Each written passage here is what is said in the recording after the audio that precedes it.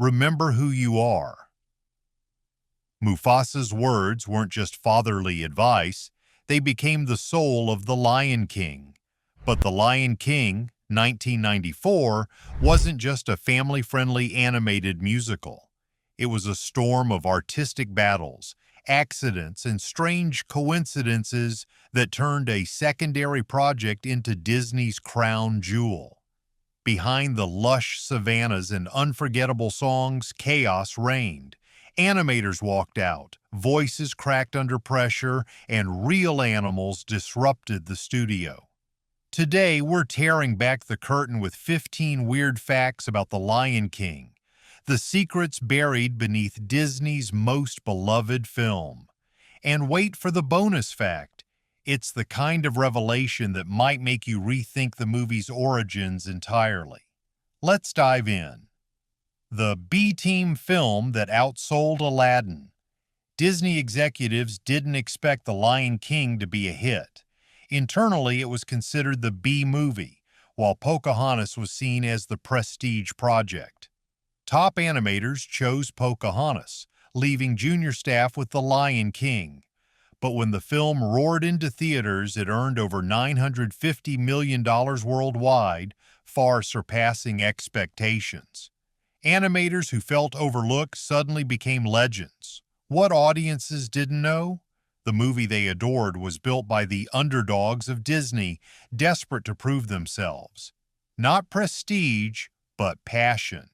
That scrappy energy gave The Lion King its bite. Real lions walked into the studio. To capture realism, Disney brought live lions into the animation studios.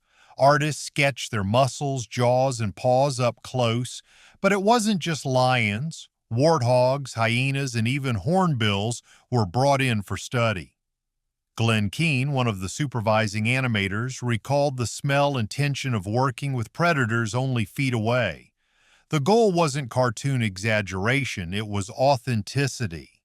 Every swish of Simba's tail, every snarl of Scar, carried echoes of real creatures moving in front of the animator's eyes.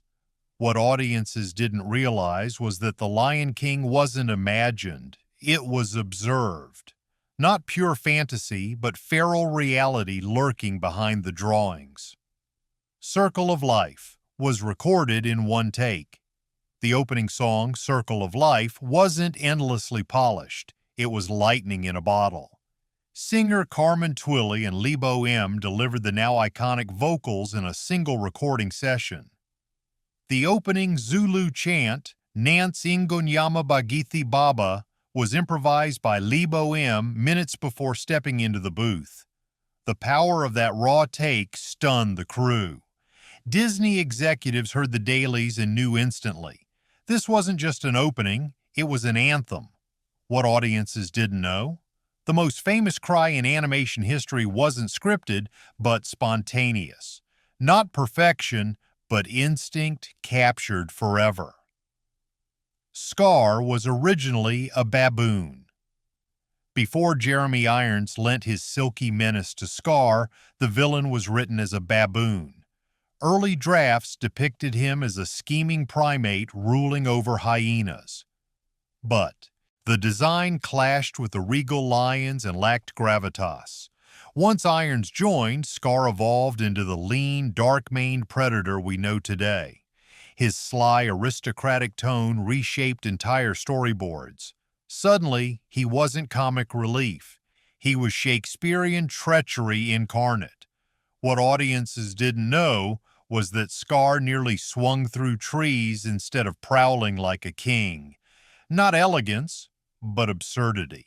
Jeremy Irons' voice alone pulled the villain from parody into nightmare. The Stampede took 3 years to animate.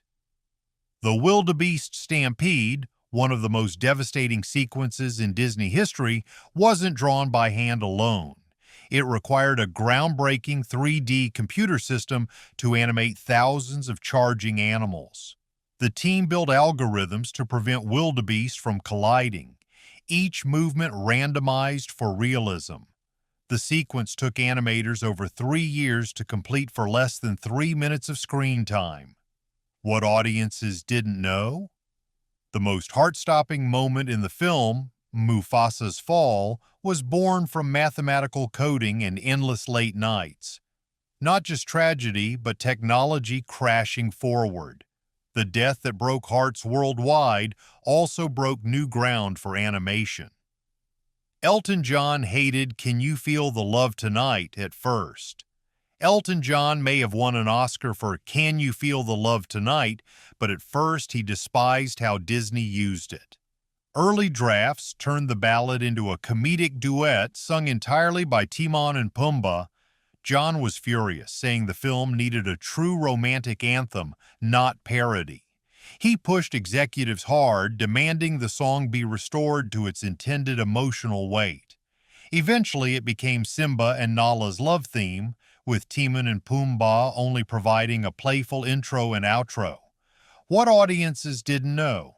That iconic slow-motion romance almost became a joke, not intimacy, but irony. John's insistence saved the heart of the movie, proving sometimes even Disney legends must fight for beauty. Pumbaa made Disney history with flatulence.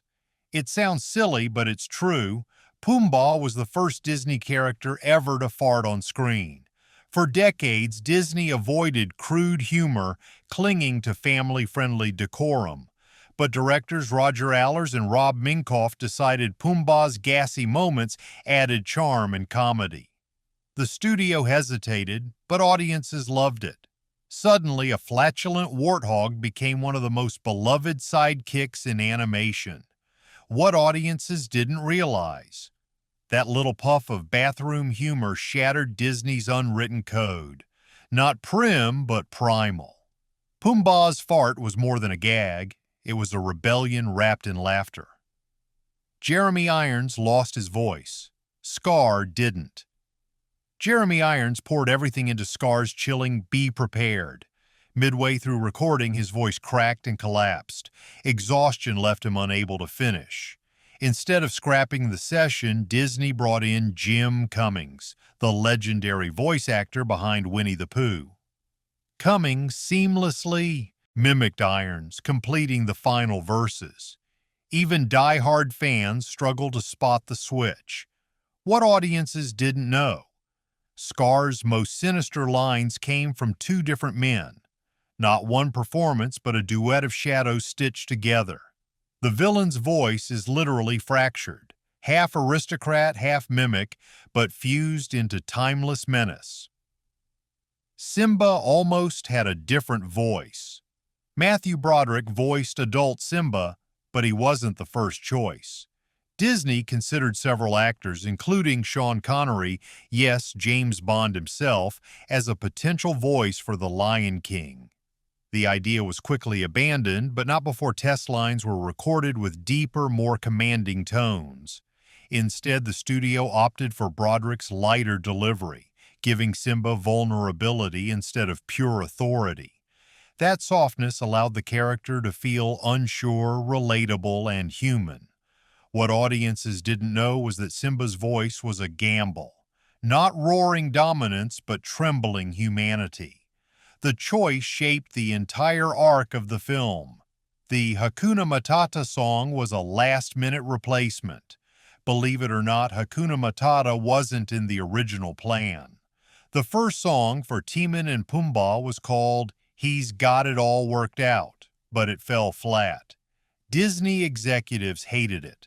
Songwriters Elton John and Tim Rice scrambled to create a replacement, inspired by a Swahili phrase one of the animators had heard. The new song was silly, catchy, and fun, and became one of Disney's most iconic numbers. What audiences didn't realize? The carefree anthem that defined a generation was a desperate rewrite. Not strategy, but spontaneity. And before we roar into the final stretch, go ahead and like and subscribe, because what's coming next will reveal some of the darkest and strangest secrets Disney never wanted you to know about The Lion King. The hyena controversy sparked real lawsuits. The hyenas weren't just comic relief, they sparked outrage. Conservationists accused Disney of vilifying the species, portraying them as cowardly scavengers. Wildlife biologists even filed lawsuits, arguing the film damaged the animal's reputation and fueled fear-driven killings in Africa. One researcher said, "This movie made children hate hyenas." Disney shrugged off the claims, but the backlash was real. What audiences didn't know? Those goofy villains carried real-world consequences, not harmless parody, but propaganda that reshaped perceptions of a living species. The shadow of Scar wasn't confined to the savannah. It echoed into the wild itself. Mufasa's death was considered too traumatic. Disney executives debated cutting or softening Mufasa's death. Some argued it was too brutal for children, but director Rob Minkoff insisted on keeping it raw, saying kids could handle grief if told honestly. Test audiences wept. Animators described drawing the scene as emotionally draining, some breaking down in tears at their desks. James Earl Jones admitted recording Mufasa's final words left him shaken. What audiences didn't know? That devastating moment nearly vanished under studio pressure. Not catharsis, but censorship. Yet keeping it intact gave the movie its soul, proving that even Disney fairy tales can break your heart. The Lion King was accused of plagiarism. Years after its release, controversy erupted when fans noticed similarities between The Lion King and the Japanese anime Kimba the White Lion. Both featured a lion cub, wise baboon, hyena villains, and sweeping African landscapes. Tezuka Productions, creators of Kimba, never sued, but animators admitted the resemblance was uncomfortable. Disney has always denied deliberate copying, calling it coincidence. Yet to this day, debates rage online. What audiences didn't know was that their beloved Simba carried the shadow of another cub. Not pure originality, but echoes of another king's roar. The sound effects came from the wildest sources. That mighty roar you hear from Simba? It isn't a lion at all. Sound designer George Waters combined tiger roars, grizzly bear growls, and even a horse's neigh to build the ferocity of the king. The wildebeest stampede's thunder was created by recording leather wallets being shaken near microphones. Hyena laughs were spliced from real spotted hyenas and hyena-like chuckles from human performers. What audiences didn't know was that the film's sonic landscape was stitched together like a Frankenstein of the animal kingdom. Not pure nature, but invention. The savannah we hear is a symphony of lies made to feel more real than truth. Animators hid secret references everywhere. Disney animators love sneaking Easter eggs into films, and The Lion King is no exception. In the scene where Mufasa appears in the clouds, some animators slipped in shapes resembling hidden faces. In another, Zazu hums, "It's a Small World," mocking Disney's own theme park ride. Most infamous is the dust cloud controversy. Sharp-eyed viewers claimed the swirl in dust spelled out SEX. Disney later clarified it was SFX, a nod to the special effects team. What audiences didn't know? Every frame of The Lion King carries secret fingerprints of its makers. Not just a story, but a playground of inside jokes. Disney almost killed the title, The Lion King. Here's the wildest secret. The film was nearly called King of the Jungle. Storyboards, posters, even early merchandise carried the name, but animators realized lions don't live in jungles, they live on the savannah. The title was scrapped, replaced with The Lion King. What audiences didn't know was that the most famous title in Disney history was almost a zoological mistake. Not regal clarity, but embarrassing oversight. The change wasn't just cosmetic, it saved the film from ridicule and gave it timeless weight. The Lion King wasn't simply another animated feature. It was a battleground of lawsuits. improvisations, heartbreak, and breakthroughs. What emerged wasn't just Disney's highest-grossing hand-drawn film, it was a cultural phenomenon stitched together from chaos. Decades later, its roar still echoes across generations. If you were entertained, hit like, subscribe, and share. And remember, in storytelling as in life, Hakuna Matata, it means no worries, but also never stop looking for the hidden truths.